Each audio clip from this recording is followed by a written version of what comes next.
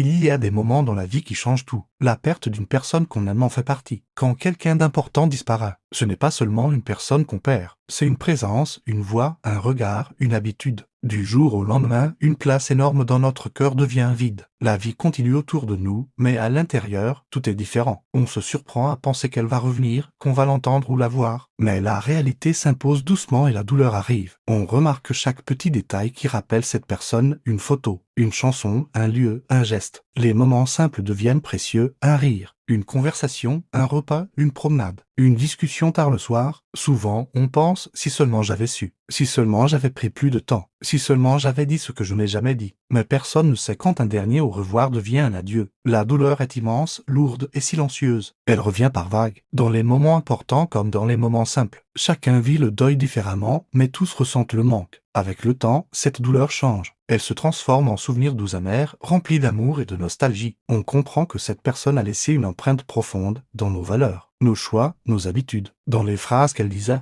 dans les gestes qui nous rappellent qui elle était. Une partie d'elle reste avec nous, invisible mais présente, dans notre cœur et dans notre mémoire. Les personnes que nous aimons nous changent. Elles influencent notre façon d'aimer, de penser et de vivre. Leur absence nous apprend à apprécier ce qu'elles ont été, pour nous et à garder leur amour vivant en nous, même quand elles ne sont plus là physiquement. L'amour qu'elles ont donné continue de nous accompagner, de nous soutenir et de briller à l'intérieur de nous. Alors si tu as perdu quelqu'un d'important, rappelle-toi que la douleur est la preuve de l'amour que tu portais pour cette personne. Cet amour ne disparaît jamais. Il change seulement de forme et devient un souvenir, une force, une lumière discrète qui continue de briller. Chaque fois que tu te souviens d'elle, que tu racontes son histoire, que tu souris en pensant à elle, elle continue de vivre en toi. Alors si tu as perdu quelqu'un d'important, rappelle-toi que la douleur est la preuve de l'amour que tu portais pour cette personne. Cet amour ne disparaît jamais. Il change seulement de forme et devient un souvenir, une force, une lumière discrète qui continue de briller. Chaque fois que tu te souviens d'elle, que tu racontes son histoire, que tu souris en pensant à elle, elle continue de vivre en toi. Certaines personnes quittent ce monde, mais l'amour qu'elles laissent derrière elles